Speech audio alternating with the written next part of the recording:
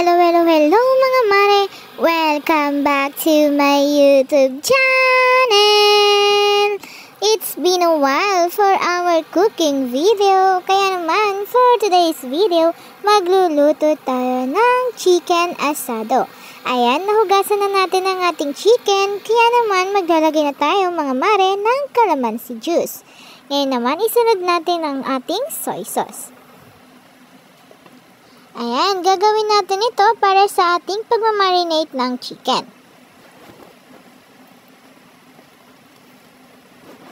Pagkatapos niyan mga mare, maglalagay tayo ng ground black pepper. At saka natin ito halu-haluin para sa ganon ay makoat ng maayos lahat ng chicken natin. Pagkatapos niyan mga mare ay set aside muna natin ito. At hintayin ma-marinate for about 1 hour or kung kayo gusto nyo 24 hours ay mas maganda. Pero para sa akin mga mare, since hindi ko siya nagawa ng day before magluto ay 1 hour lamang po. Ngayon naman, habang minamarinate natin ang ating chicken, sa isang maliit na pan ay maglalagay tayo ng konting mantika. Ayan mga mare, ngayon naman at marinated ng ating chicken, ihiwalay na natin ito sa kanyang sauce.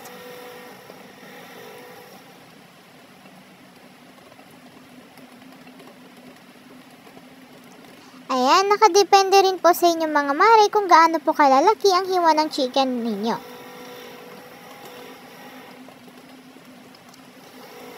Ayan. Ngayon mga mare, pag okay na po ang ating mantika at kumikibot-kibot na ito, ilalagay na natin isa-isa ang mga chicken natin. Yes po mga mare, ipapan fry po natin ng ating chicken. Pero wag po ganun kaluto dahil mamaya ay maluluto pa po ito. Pagpasensyahan nyo na po mga mare kung may mga maingay sa aking paligid dahil po may mga naggagawa ng bahay dito. Alam ko po na iba sa inyo ay nagtataka kung bakit biglang nawala ang aking content na cooking. Pero mga mare, wag po kayong mag-alala dahil babalik na po ang aking mga cooking content. Sa ngayon po mga mare, nag-a-adjust pa po kami dahil po busy ang aking mga editor.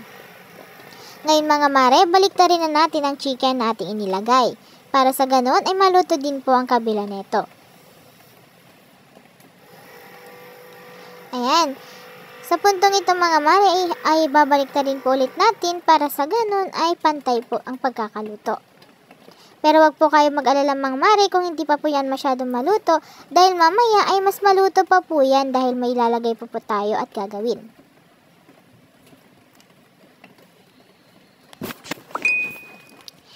Ayan, ngayon mga mare ay pwede na natin itong hanguin. I-set aside lamang po natin ito para sa ganun ay maluto naman po ang iba pang parte ng ating chicken. Dahil may second batch pa po tayo. Kapag ganyang golden brown na po yan mga mare ay pwede na po iyan hanguin.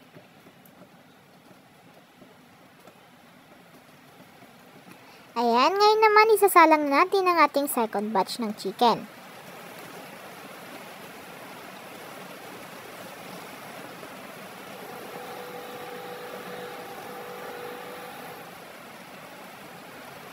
Ngayon po mga mare, habang ini-edit ko po ang video na ito ay sobrang lakas po ng ulan. Mag-ingat po ang lahat at panatilihing nasa mabuting kalagayan. Ngayon mga mare, sa same pan po natin ginamit kanina, maglalagay po ulit tayo ng konting mantika na gagamitin natin sa paggisa naman. Ayan mga mare, inilagay na po natin ang ating bawang. Ngayon naman po, isunod natin ang ating sibuyas. Halo-haloin lamang po natin ito hanggang sa lumabas ang aroma nito.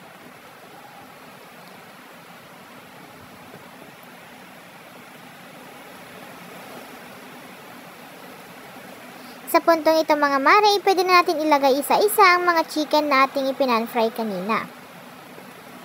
Dahan-dahan lang mga mare sa paglagay at baka kayo ay matalsikan ng mantika. Ngayon naman, halo-haloin natin ito para sa ganon ay kumapit ang lasa o aroma ng sibuyas at bawang na ating inilagay kanina.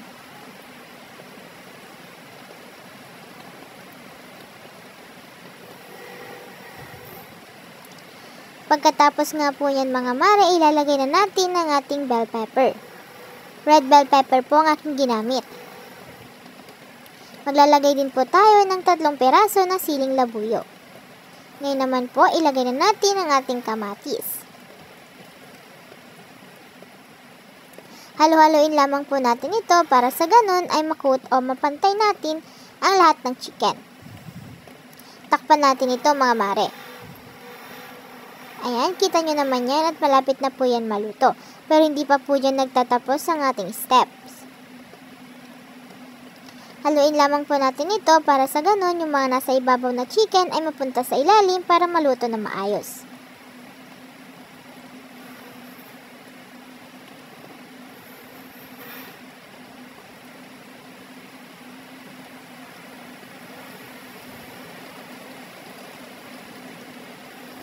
Ngayon naman mga mare, maglalagay tayo ng tomato paste.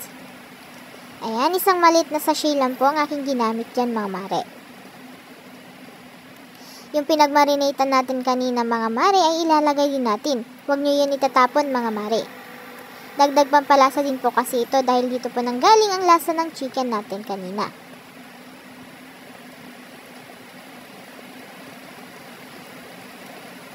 Ayan, maglalagay po tayo ng water. 1 cup po ng water ang ating inilagay mga mare.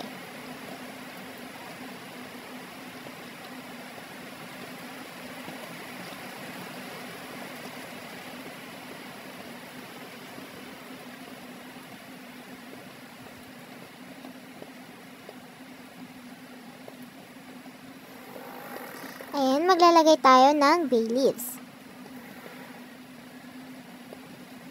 Maglalagay din po tayo ulit ng ground black pepper.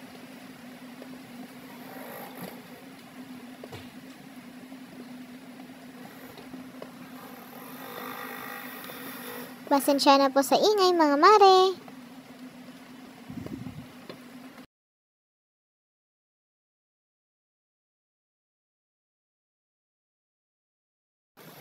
Ngayon naman mga mare, maglalagay tayo ng 2 tablespoons of sugar. Brown sugar po ang aking inilagay mga mare. Para balanse lang po ang lasa nito. Ayan, halu-haluin natin ito mga mare para kumalat ang lasa.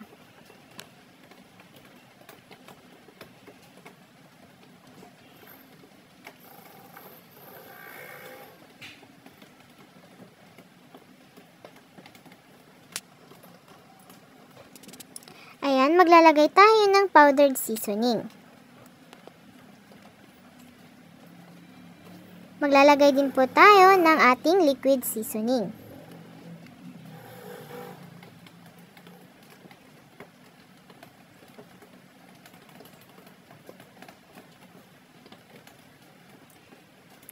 Atin po itong halu-haluin mga mare.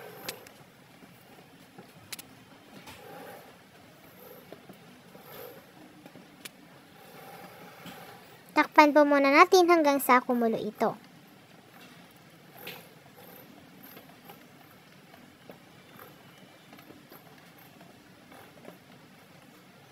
Ayan, kumukulo na ito mga mare. Haluin ulit po natin para sa ganun ay balanse po ang lasa ng ating chicken at maluto po ito ng maayos.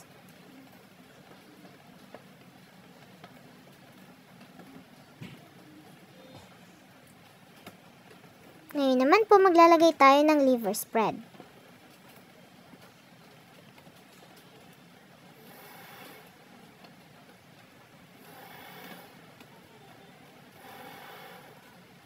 Tunawin lamang po natin ito ng mabuti mga mare.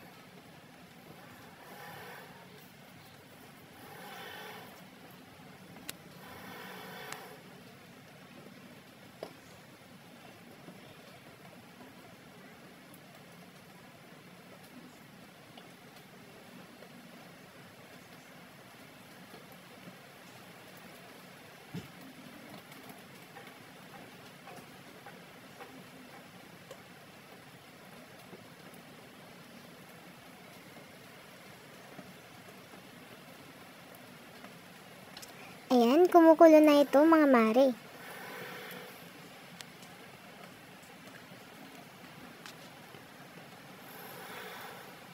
Habang ini-edit ko ang video na to mga mare, ay talaga naman pong ang lakas ng ulan. Mag-ingat po ang lahat dahil mayroon pong bagyo. Ayan, luto na po ang ating chicken asado. Ito na po siya. Pwede na po natin itong kainin at i-serve with kanin. Enjoy your meals with your family mga mare. Ano pang hinihintay mo? Try mo na ito!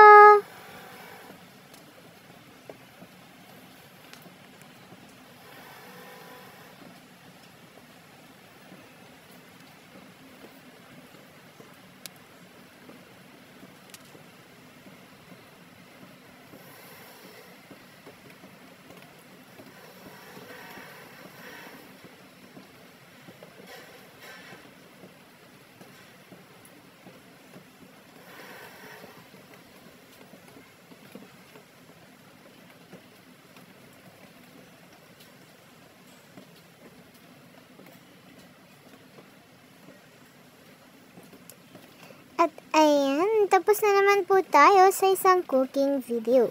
Gusto ko lamang po magpasalamat sa ating mga channel members na walang sawang sumusuporta sa atin. At sa ating mga viewers po dyan na laging nanonood sa ating mga video, maraming salamat po sa inyong lahat. Hanggang sa muli, paalam!